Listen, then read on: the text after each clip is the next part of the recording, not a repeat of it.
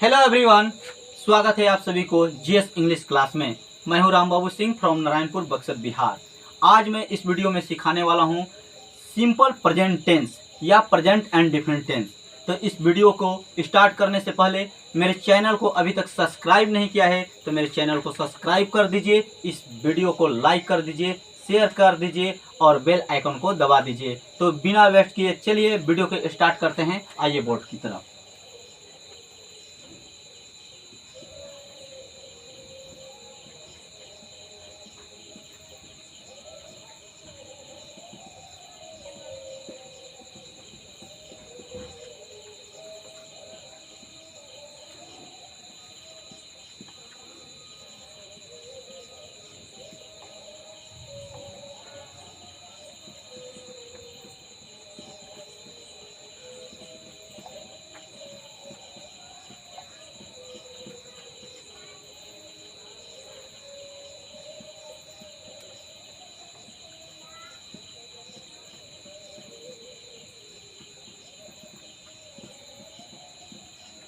Simple present tense या present and definite tense, इसका हिंदी होता है सामान्य वर्तमान काल।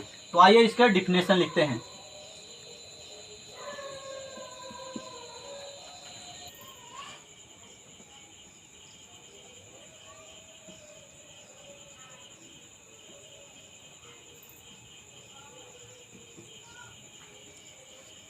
ये रहा प्रेजेंट एंड डिफिनिट टेंस या सिंपल प्रेजेंट टेंस का डिफिनेशन।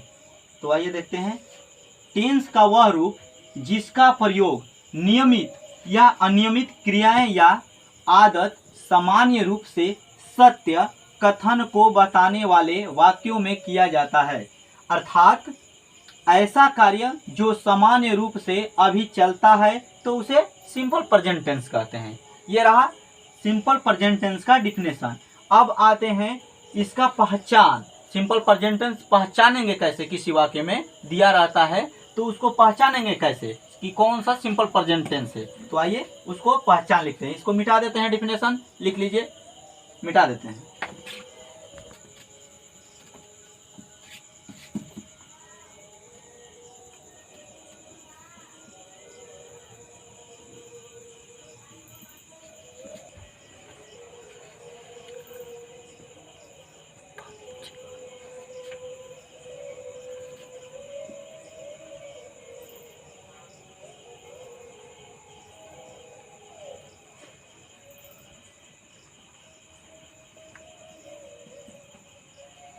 इसका पहचान हो जाता है जिन हिंदी वाक्य के क्रिया के अंत में ता है, ती है, ते है, तो है इत्यादि लगा रहता है तो उस वाक्य को सिंपल प्रेजेंट टेंस में बनाया जाता है। ठीक है, ये हो गया आपका पहचान।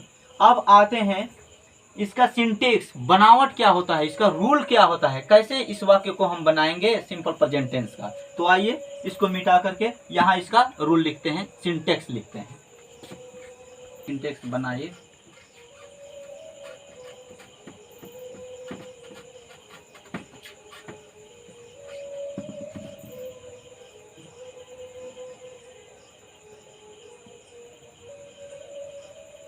इसका सिंटेक्स हो जाता है सब्जेक्ट प्लस V1 या V5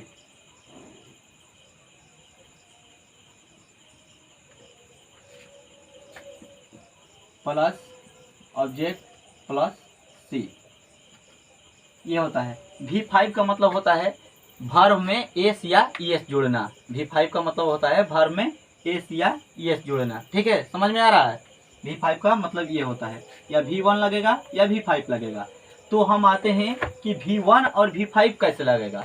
जब थर्ड पर्सन के सिंगुलर नंबर आता है, जैसे ही, सी, इट, राम, सीता, गीता, तो उसके साथ वर्ब में एस या ईएस जुड़ता है। ठीक है, तो थर्ड पर्सन के सिंगुलर नंबर कौन कौन से होते हैं लिख देते हैं।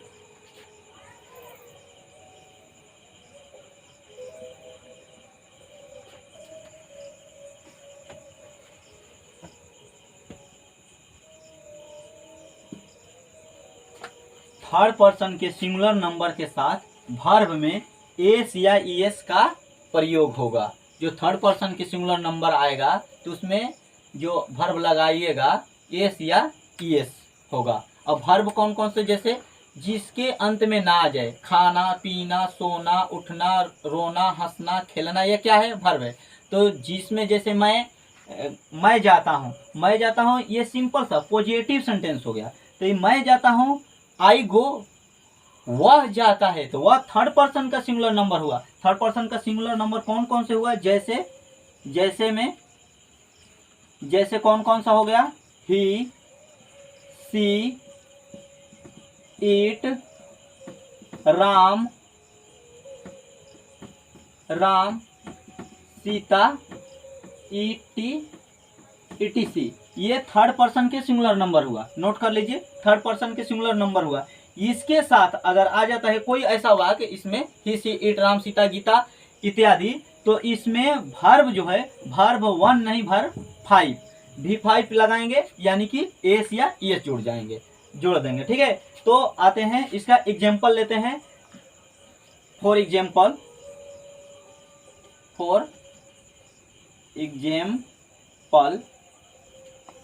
मैं जाता हूं, मैं जाता हूं।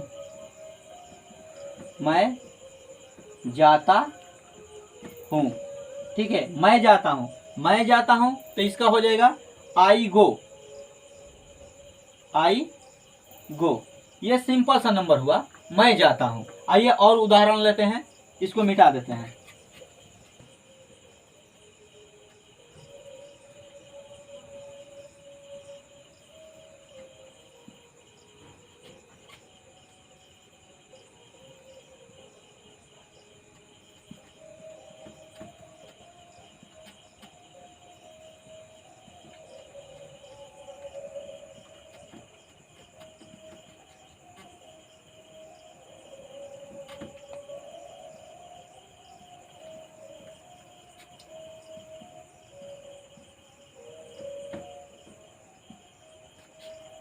वह जाता है, वह क्या है, थर्ड पर्सन का सिंगुलर नंबर है, तो वह जाता है, इसका बन जाएगा ही। गो मीन्स जाना, गो में एस या एस जुड़ता है तो ईएस जुड़ जाएगा। ही गोज, वह जाता है। तुम खाते हो, तो ये थर्ड पर्सन का सिंगुलर नंबर नहीं है, तुम, तो होगा इसका यू। खाना क्या होता है, इट, हो गया, इट है। सीता गाती है, तो सीता क्या है, थर्ड पर्सन का सिंगुलर नंबर है, तो सीता का हो गया सीता। क्या करती है, गाती है, सिंग, इस जुड़ जाएगा, सिंग्स, सीता सिंग्स। ठीक है,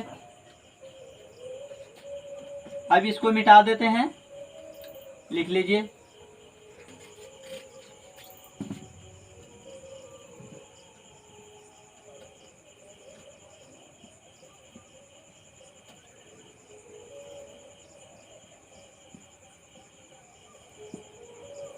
अगर इसका सिंपल प्रेजेंट टेंस का निगेटिव सेंटेंस आता है तो इसके लिए सिंटेक्स क्या हो जाएगा, सिंटेक्स आ जाएगा आपका, सब्जेक्ट आएगा, सब्जेक्ट के बाद डू लगेगा या फिर डॉज लगेगा, उसके बाद से प्लस नॉट लगेगा और उसके बाद V1 लगेगा, उसके बाद से ऑब्जेक्ट लगेगा।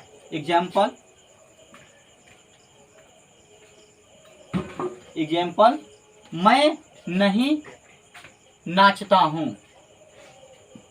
मैं नहीं नाचता हूं, मैं नहीं नाचता हूं, क्या बनेगा, आई मीन्स मैं, आई ऐसे भी लिखिए, मैं, आई का होता है मैं आई के साथ डू का प्रयोग होगा, डू, और उसके बाद से नट है तो नट दीजिए, नाचना के डांस, DANCE, मैं नहीं नाचता हूँ, यह हो गया, मैं नहीं नाचता हूँ। वह नहीं गाती है, वह नहीं रोती है, वह नहीं खेलती है, वह नहीं हंसती है, ये सब क्या है, निगेटिव का सेंटेंसेज हुआ। जैसे वह नहीं सोती है, वह नहीं सोती है, she does not, SLEEP, sleep. She does not sleep, ये हुआ निगेटिव का। अब इंट्रोगेटिव सेंटेंस आता है, तो इंट्रोगेटिव सेंटेंस के लिए क्या हो जाता है वाक्य? इंट्रोगेटिव आता है प्रश्नवाचक।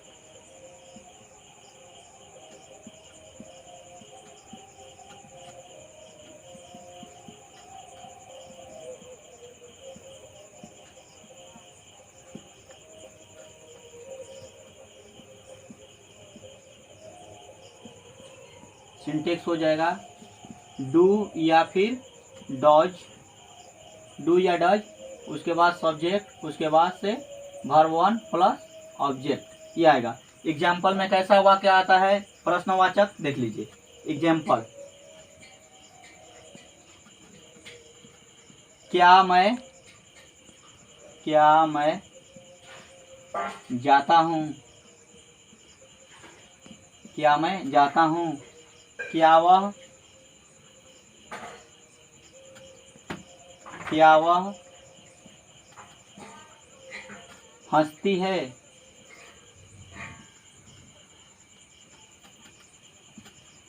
क्या तुम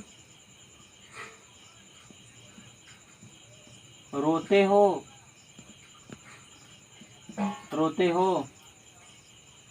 वह क्यों नाचती है, वह क्यों नाचती है। ये 4 वाक्य है। क्या मैं जाता हूँ, क्या मैं जाता हूँ कैसे बनेगा? पहले क्या है तो डू डज पहले लगेगा, तो मैं के साथ क्या लगेगा? डू लगेगा, तो हो जाएगा डू। उसके बाद से सब्जेक्ट लिखना है, तो सब्जेक्ट हो गया आई, और जाना का गो बन गया।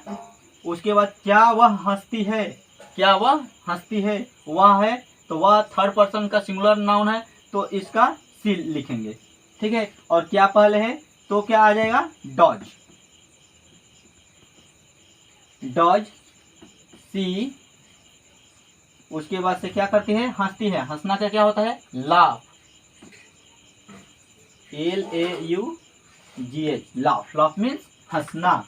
उसके बाद से क्या तुम रोते हो, क्या तुम रोते हो, तो तुम है, तुम के साथ डू लगेगा, डू। उसके बाद सब्जेक्ट आ गया यू। रोना का क्या होता है? वीप,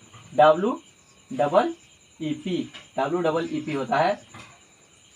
उसके बाद से वह क्यों नाचती है, वह क्यों नाचती है, तो ये जो क्यों है बीच में आ गया, बीच में आ गया, तो इसको पहले हम लिखेंगे। क्यों का क्या होता है? वाई, WHY, ठीक है।